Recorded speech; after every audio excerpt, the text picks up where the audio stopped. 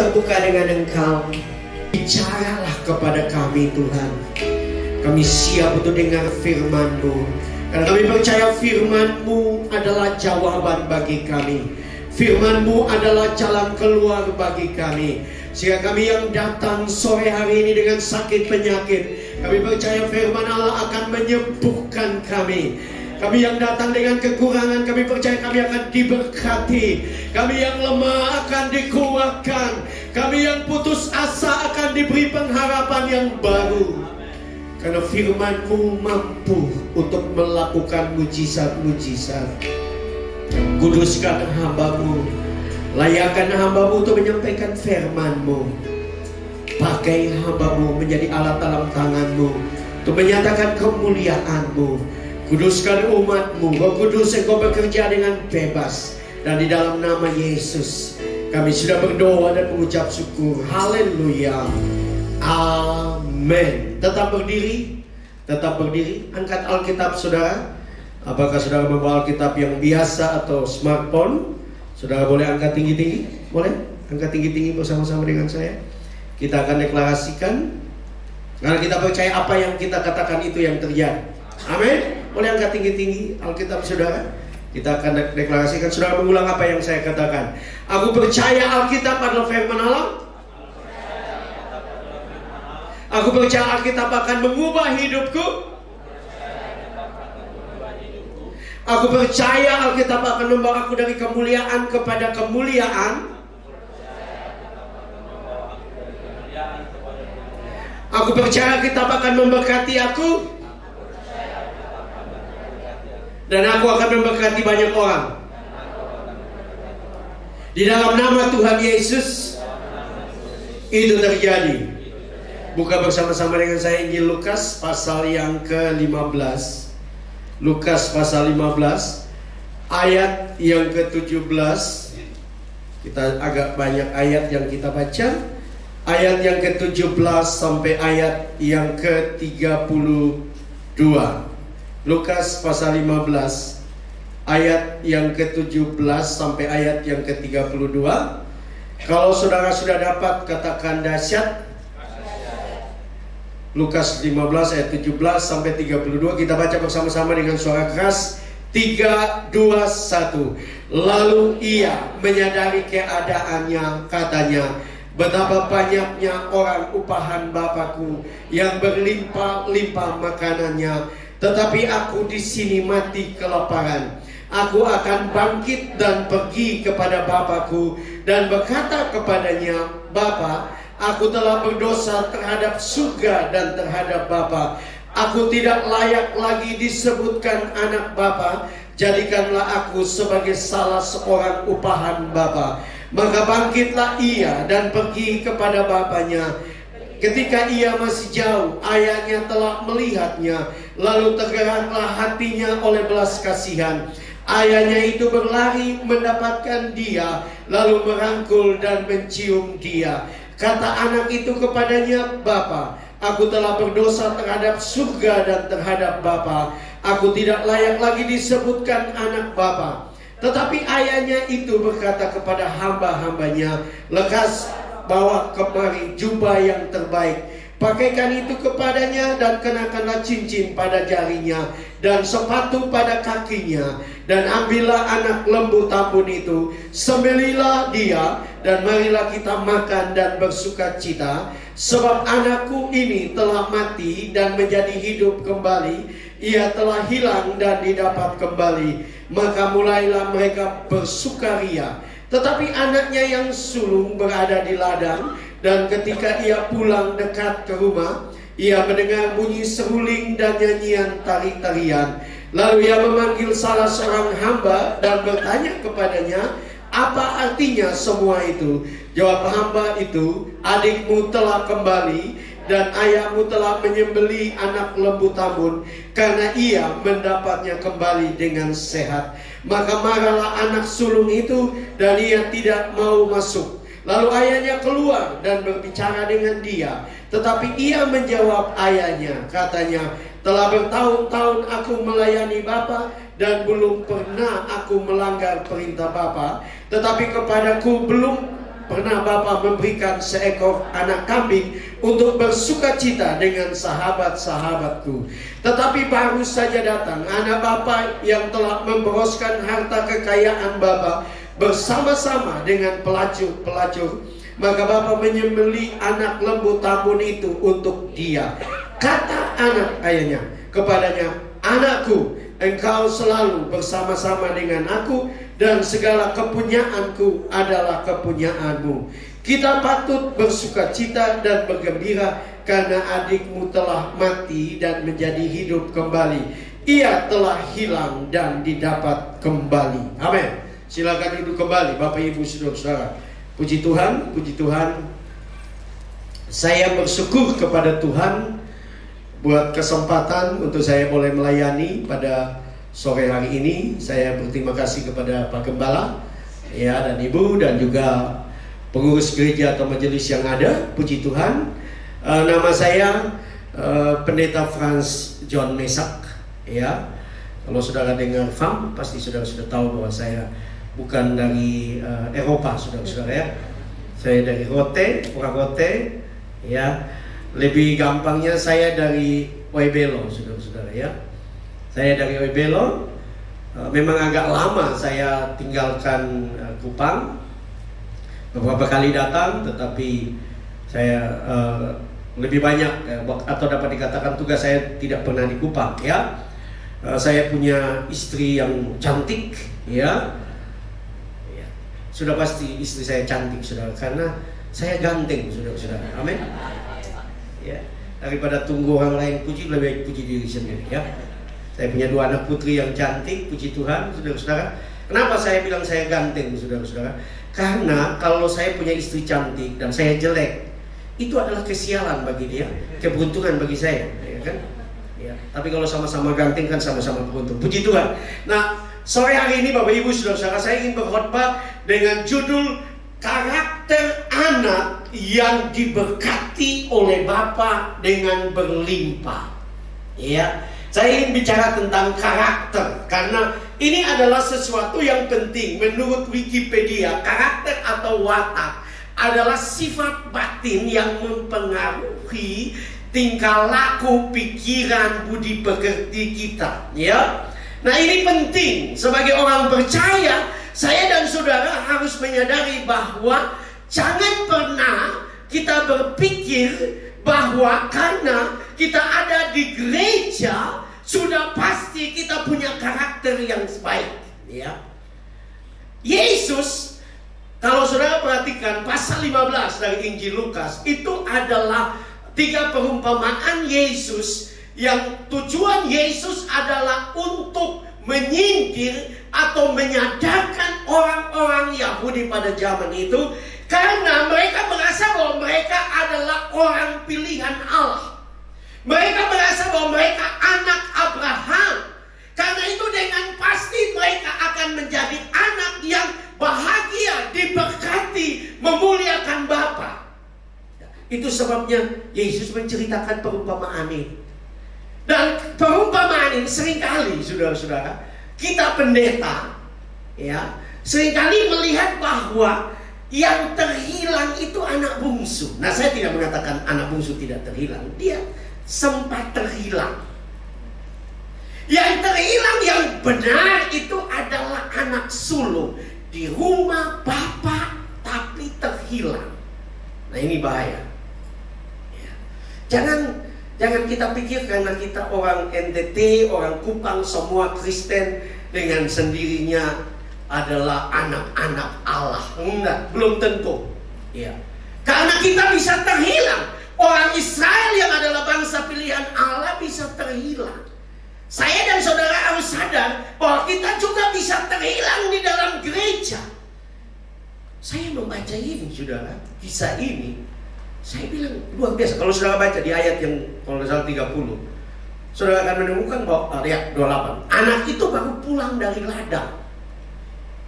Anak ini, anak sulung ini pekerja Bapa. Kalau kita bilang pulang dari ladang selalu kita bicara tentang pelayanan. Anak ini baru pulang dari pelayanan, tapi ternyata dia adalah anak yang terhilang, yaitu anak sulung. Nah, hati-hati. Kita bisa ada di gereja, kita bisa melayani Tuhan, tapi kita terhilang.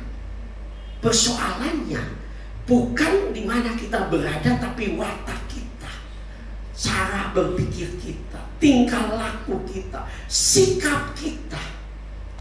Kita bisa terhilang sekalipun kita ada di gereja. Ya.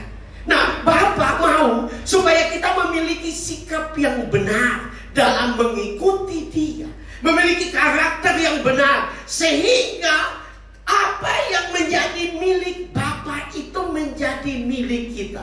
Ayat 31. Amin. Bapak banyak di antara saudara yang mau apa yang menjadi milik Bapa menjadi milik. Boleh angkat tangan? Boleh? Ya. Bapa kita adalah Bapa yang baik, Bapa yang luar biasa. Tetapi Bapa mau supaya saya dan saudara memiliki karakter yang benar, karakter seorang anak yang benar di hadapan Bapa. Nah, ada dua hal yang kita bisa belajar, Bapak Ibu saudara-saudara, dengan cepat. Ya, yang pertama, sekalipun saya khotbah lama, saya bilang cepat tapi saya khotbah agak lama. Ya, karena jujur hampir 20 tahun saya jadi dosen homiletik, ya. Dan salah satu penyakit orang rote adalah banyak bicara. Kalau saya khotbah dengan istri, maksudnya saya khotbah dan istri saya ada, dia selalu kalau mulai lama dia mulai 7 jam, saudara-saudara. Saya berharap saudara jangan 7 jam. Ada ibu yang saya baru mulai, ya. Nah, Bapak Ibu saudara-saudara, karakter seorang anak yang diberkati dengan berlimpah-limpah adalah anak yang menyadari keadaannya dan kembali kepada Bapa. Ya. Anak ini terhilang, kita tidak bisa pungkiri. Anak ini anak yang jahat. Kalau saudara memahami budaya Timur Tengah, itu lebih keras dari kita. Budaya Timur Tengah, apabila seorang ayah masih hidup dan seorang anak datang dan meminta warisan, itu secara kasar dia sedang berkata, "Papa cepat mati supaya saya pembagian saya mau ambil." Nah, ini penghinaan kepada orang tua. Yesus menceritakan perumpamaannya, ya. Tetapi yang membuat sesuatu yang berbeda dengan anak bungsu yang jahat ini adalah dia menyadari keadaannya. Yang pertama, karakter yang pertama adalah menyadari keadaan. Ini penting, saudara-saudara. Ya, sebagai orang percaya, saya dan saudara jangan sekedar menjadi orang Kristen yang waktu saya lahir Kristen. Waktu pertama kali saya tamat dari Sakti, saya pergi pelayanan di Ambon dan saya dengar orang Ambon luar biasa. Mereka bilang, "Oh, kami ini tidak perlu pertobatan, kami potong pusar dengan Alkitab." Ya. Saya sampai heran, sampai sekarang saya belum tahu bagaimana cara potong pusar dengan Alkitab. Ya. Nah, tidak menjamin. Ya. Perlu ada kesadaran, perlu datang, ya. Di dalam bahasa asli kata menyadari itu dari kata akomai, itu berarti datang, tiba waktunya dia sadar untuk kembali kepada Bapa. Ya. Saya mau katakan, sebagai anak Tuhan, sebagai orang percaya, harus jadi orang yang selalu ada, bahkan bila perlu tiap kali ibadah adalah waktu atau tiba waktunya untuk kembali kepada Bapa. Amin. Kita sadar bahwa kita perlu Bapa. Amin. Kita sadar bahwa kita perlu Tuhan. Harus tiba waktunya. Kalau tidak, saudara bisa duduk dalam gereja, tapi saudara bukan anak Bapa, atau saudara sedang terhilang di rumah Bapa. Artinya kekristenan itu adalah pengalaman setiap waktu, ya. Karena kenapa, saudara? Kita harus sadar bahwa kita orang berdosa. Karena memang kita orang berdosa, betul enggak? Atau siapa di sini yang sudah jadi malaikat? Boleh kata? Ya? Ada malaikat di jemaat ini? Nah, ya kan? Bahkan kalau sudah teliti Alkitab, saudara akan menemukan waktu Paulus menulis surat kepada Timotius, dia berkata, "Aku orang berdosa. kata yang dipakai itu bukan past tense, bukan lampau. Dia menggunakan kata present tense, artinya sekarang pun aku masih berdosa. Dan itu yang membuat Paulus dipakai Tuhan luar biasa. Ya, karena kalau waktu kita mulai merasa saya lebih baik dari yang lain nih. Kalau saudara ingat perumpamaan Yesus, ada dua orang yang menghadap Allah di bait Allah, yaitu orang Farisi dan pemungut cukai. Dia mulai berkata, dan bagi saya orang Farisi itu orang Pentakosta, karena puasa 2 kali 1 minggu, bayar perpuluhan. Ya. Tapi Allah tidak berkenan kepada dia. Dikatakan bahwa pemungut cukai itu tidak mampu untuk mengangkat mukanya. Dia memukul-mukul dirinya dan berkata, Tuhan, aku orang berdosa. Dan Yesus berkata waktu mereka kembali, siapakah yang dibenarkan? Semua orang berkata, pemungut cukai itu. Kebangunan rohani yang benar, saudara, bukan masalah saudara melompat, ya, berteriak, bukan. Kebangunan rohani yang benar, saya ingat dosen saya dan pimpinan sakti, dia berkata, kebangunan rohani yang benar adalah membangun mezbah dan mempersembahkan dirimu di atas mezbah. Itu kebangunan rohani yang benar. Ya, jadi perlu kesadaran bahwa kita perlu Tuhan. Coba kalau saudara datang dari rumah dan berpikir, Tuhan, aduh, Engkau segalanya. Nggak perlu pemimpin pujian minta angkat tangan, saudara suruh angkat tangan. Betul? Karena ada kesadaran membutuhkan Tuhan. Yang kedua, kalau saudara memperhatikan, yang kedua dikatakan, lalu bangkitlah ia. Ya. Kata yang benar untuk menjadi anak yang diberkati, saudara, kita harus punya kesadaran yang pertama dan kemudian bangkit untuk bertindak. Ya, bangkit untuk melangkah. Ya. Nah, banyak orang Kristen sadar diri orang berdosa, tetapi tidak pernah bertindak. Tidak pernah melangkah untuk maju, untuk hidupnya mengalami perubahan. Dia sadar dia berdosa, ya, tetapi terus hidup seperti itu. Saya tidak mengatakan bahwa sebenarnya saya tidak punya maksud saudara terus sadar bahwa saudara orang berdosa, rasa bersalah, tertuduh dan sebagainya. Itu bukan maksud saya. Maksud saya kesadaran itu tiba pada waktu kita datang kepada Tuhan, waktu kita melangkah dengan iman. Tuhan akan melihat kita dan Dia mengasihani kita.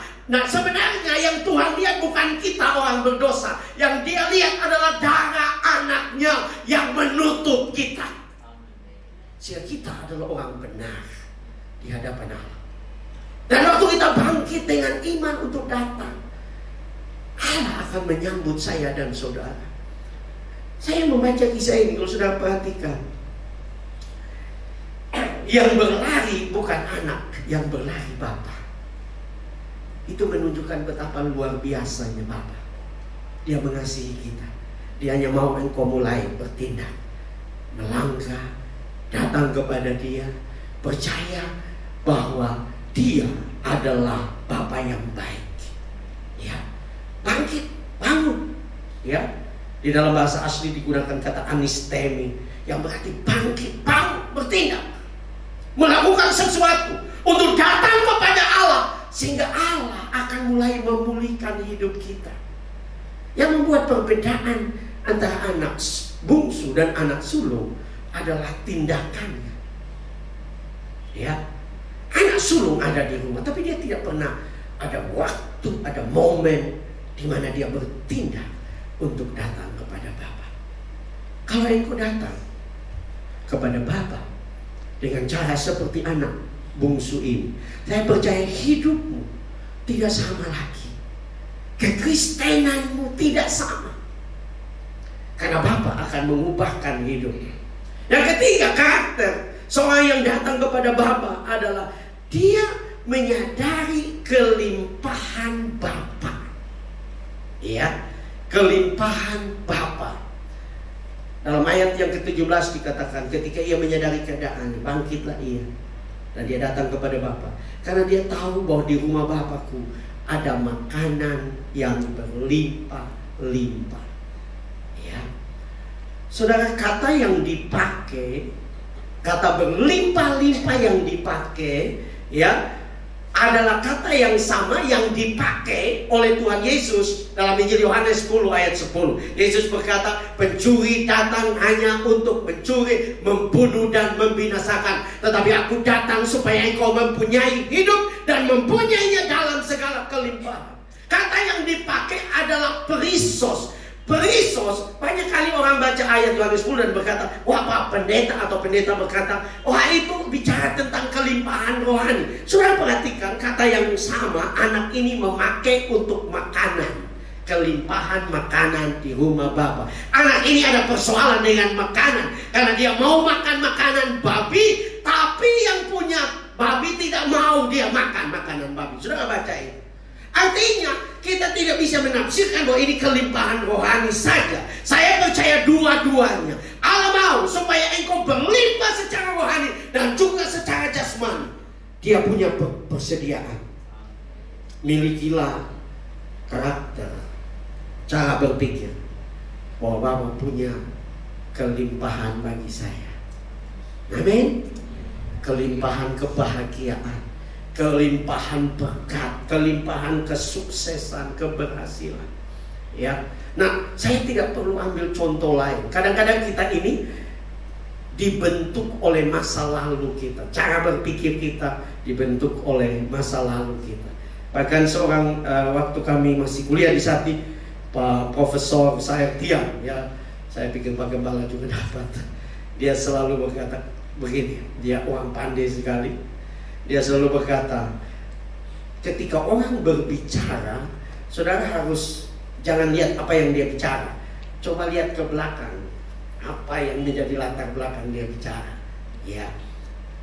Nah, seringkali kita latar belakang kita membentuk kita. Ya. Nah, saya tidak perlu ambil contoh, saya alami itu. Jadi saya singkat cerita, saudara-saudara, saya waktu berangkat dari Oebelo, saya tinggal di Oebelo dari satu keluarga yang miskin sekali. Ya. Nah, saudara tahu Oebelo punya kondisi, ya. Ya, kami 8 bersaudara, saya anak bungsu. Saya pergi ke Sati. Saya waktu di Sati saya terkenal, nama saya sering dibaca. Bukan karena saya juara kelas, karena saya punya tunggakan uang sekolah tiap bulan bermasalah. Nah, singkat cerita, saya selesai S1 dan kemudian saya tunangan dengan calon saya, saudara-saudara. Saya kemudian berangkat ke Ambon. Calon saya anak pendeta juga, jadi saya bilang dia, coba kamu telepon mami, karena budaya timur kan laki-laki harus siap tuh biayanya. Jadi saya bilang, coba telepon mami, tanya kira-kira saya siap berapa. Ya, ini bikin diri orang kaya, orang kota kan begitu. Kalau saya ada uang, tapi bikin diri, aku tanya lagi. Jadi singkat cerita, saudara, mertua saya bilang Frans, coba usaha. Zaman itu kan belum HP, jadi mesti telepon biasa. Bilang Frans, kalau bisa siap 2 juta. Waktu dengar 2 juta, saudara-saudara, jujur sepanjang hidup di Oebelo saya tidak pernah pegang 1 juta. Tahun 95, saudara-saudara, ya. Jadi, waduh, 2 juta. Saya masuk mengajar di sekolah teologi di Ambon, istilahnya Matala punya. Saya mengajar sana. Gaji saya 125.000. Sekolah itu sebenarnya hampir ditutup dan kami datang untuk dalam penelitian untuk pemulihan sekolah itu. Jadi saya hitung-hitung. Waktu itu sudah tunangan bulan Juli, bulan Agustus mulai mengajar. Jadi kalau simpan tidak pakai 1 sen pun, hanya bulan Agustus, September, Oktober, November, Desember mau kawin, tanggalnya sudah ditetapkan. Jadi saudara, saya berdoa sebagai orang Pentakosta, saya ambil gitar, menyanyi, berdoa Tuhan. Nah, waktu saya bicara dengan calon istri, kira-kira saya siap berapa? Maksudnya kira-kira kita berdoa berapa? Nah, sistem di sekolah menyiapkan gedung, rumah, tapi kosong. Masa pengantin baru tidur di lantai? Ini masuk akal. Jadi dia bilang begini, sudah kita berdoa 5 juta.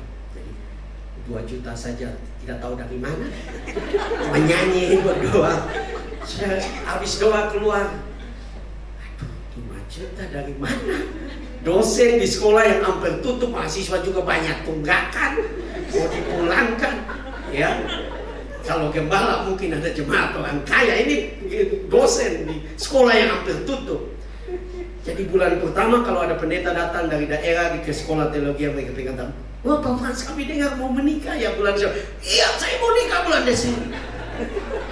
Bulan berikut ada yang datang, kapan? Kami dengar mau nikah. Ya tolong bantu doa. Masalahnya 2 juta, tak putar. Tuhan, bagaimana 2 juta? Orang saudara-saudara sama miskin, joeben. Ya, papa sudah meninggal lagi. Jadi saya berdoa, saudara. Bulan ketiga, jujur, saya sudah bilang, Tuhan, aduh bagaimana? Cuman tambah kuat berdoa, tambah suara keras. Pentakosta ini. Tapi sekitar 3 bulan setelah saya berdoa, saudara, mendadak saya, zaman itu belum ada AP, jadi ada telepon di kantor anak, ada pegawai datang, Pak Frans, ada telepon masuk buat Bapak. Saya datang ke sana, waktu saya angkat, dan orang itu perkenalkan diri, dan dia mulai dengan suatu pernyataan begini, Frans, dia panggil saya Frans, karena pangkat saya istilah dia anggap kita anak. Kami telah berdoa, kami dengar kamu mau menikah, kami berdoa. Dan Tuhan bicara kepada saya. Istri saya tidak percaya karena kami tidak punya apa-apa. Tapi Tuhan bicara juga dengan dia. Tuhan bicara untuk kasih kamu 10 juta rupiah untuk pernikahan. Saudara, jujur saya menangis di telepon. Tahun 95 10 juta itu besar. Saya menangis, saya bilang, Tuhan, saya ingat firman Tuhan berkata, ya, Ia menjawab doa lebih dari apa yang kita pinta dan kita pikirkan. Dia Bapa yang baik. Kenapa saya perlu ceritain? Karena pola pikir kita, seringkali kita biar mau aktif di gereja. Saya sudah jadi pendeta S1 waktu itu. Saya S1, dosen, mengajar, tapi berdoa 2 juta saja. Minta ampun. Ya, karena kadang-kadang pintar ajar orang, tapi waktu menghadapi diri sendiri nggak yakin sendiri. Tapi Tuhan membuat saya melihat bahwa dia Bapa yang paling baik. Saya harus berubah cara berpikir saya, karakter saya, sikap batin saya dengan dia. Dia baik. Ya, saudara sedang membaca satu kisah yang Yesus ceritakan, yang budaya kita orang Timur ini nggak ada masalah. Kalau saudara punya anak model begini, baru dengar dia mau datang, saya sudah sopar. Lu mau pulang kan? Potong lu ancur-ancur. Pas makan anjing, anak model apa ini? Nah, konsep Bapa itu pun kadang-kadang terbawa kepada kita, karena kita mengalami Bapa yang kurang baik dalam keluarga.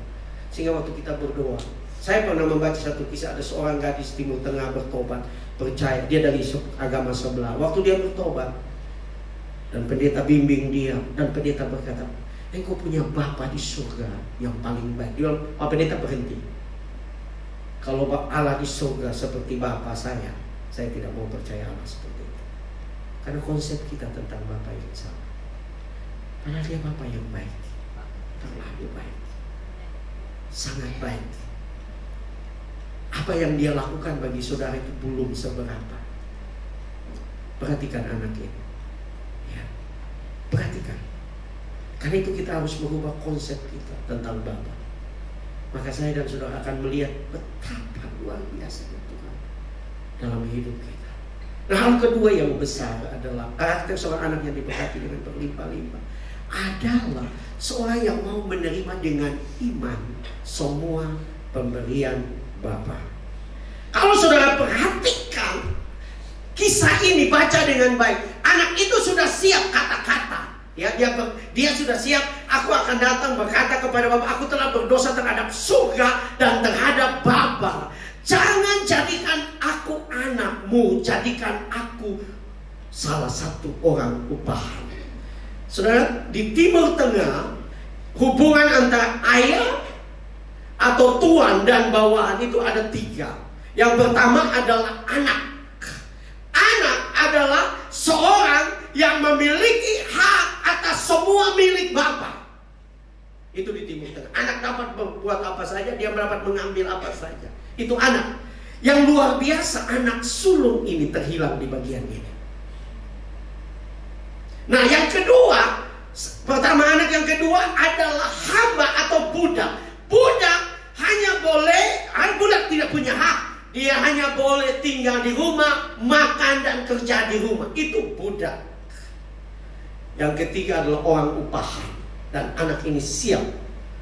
Sudah siap, saya hanya mau jadi orang upahan. Orang upahan itu lebih rendah dari budak. Orang upahan itu hanya boleh datang kerja, boleh makan, sore pulang, tidak boleh tidur di rumah. Dia tidak punya hak untuk tidur di rumah. Dan anak ini sudah datang dengan pikiran seperti itu. Dia sudah berpikir, dia bilang yang paling rendah. Tapi kalau saudara baca di dalam kisah itu, anak itu baru bilang jangan jadikan aku ya anakmu. Jadi dia belum lanjut sampai jadikan aku orang upahan. Bapaknya sudah potong, lekas bawa jubah yang terbaik. Kenapa? Kenapa Yesus menceritakan seperti itu? Karena Yesus mau mengingatkan kita bahwa statusmu sebagai anak tidak pernah hilang apapun terjadi. Amin. Apapun terjadi, engkau mau jatuh dalam dosa yang paling dalam, statusmu tidak pernah hilang.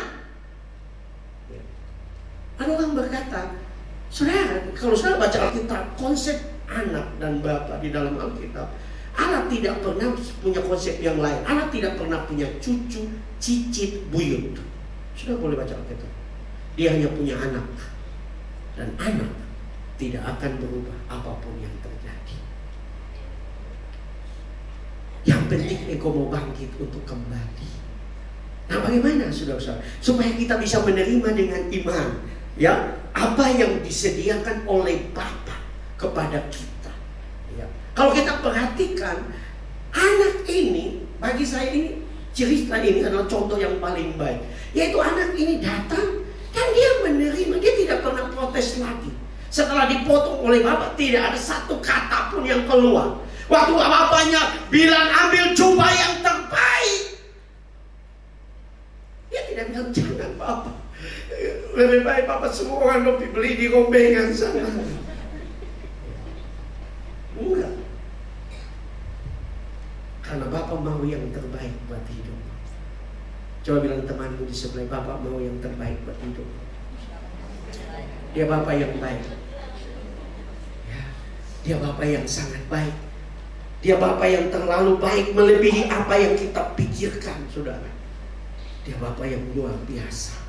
Karena itu saudara harus menerima dengan iman. Nah, ini membuat adalah sesuatu perbedaan antara anak bungsu dan anak sulung.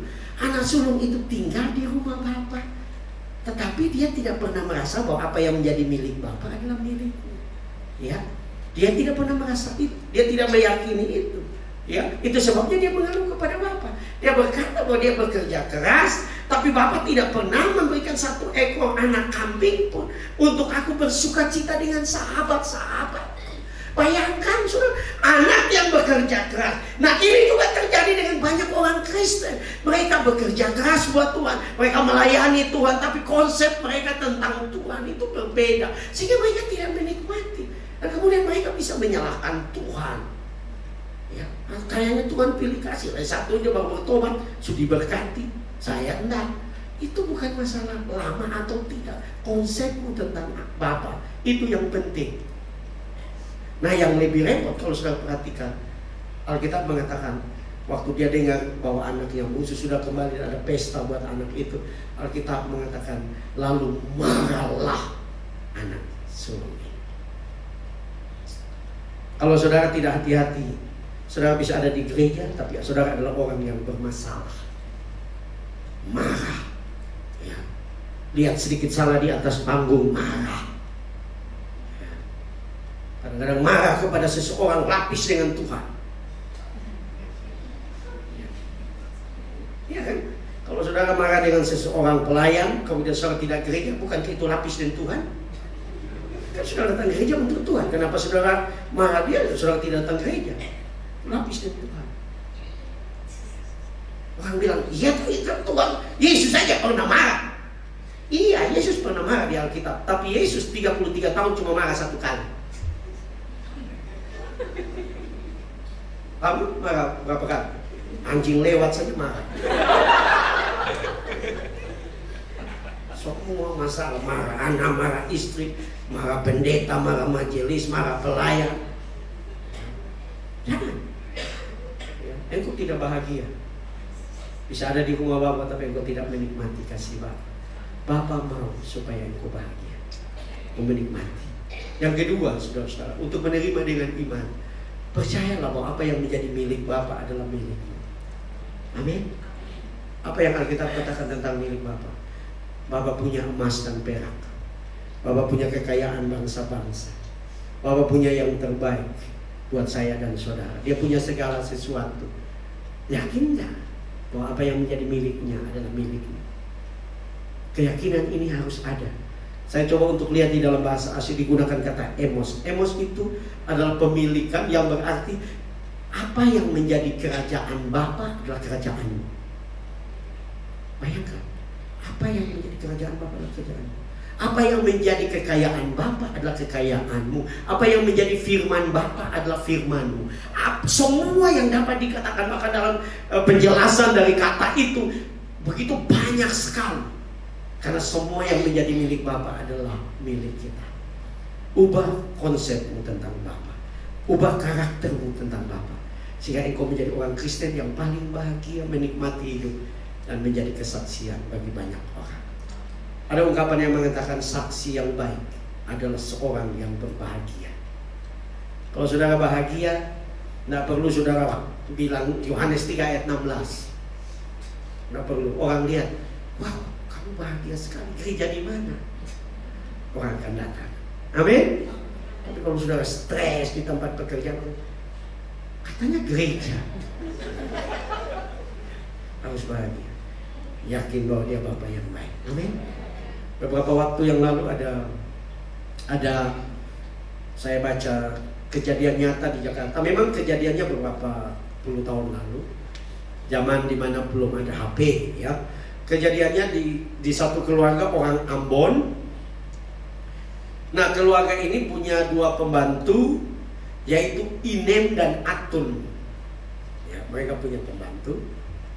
Dan keluarga ini anak Tuhan, jadi mereka tiap Jumat itu ada ibadah semacam persekutuan doa di rumahnya.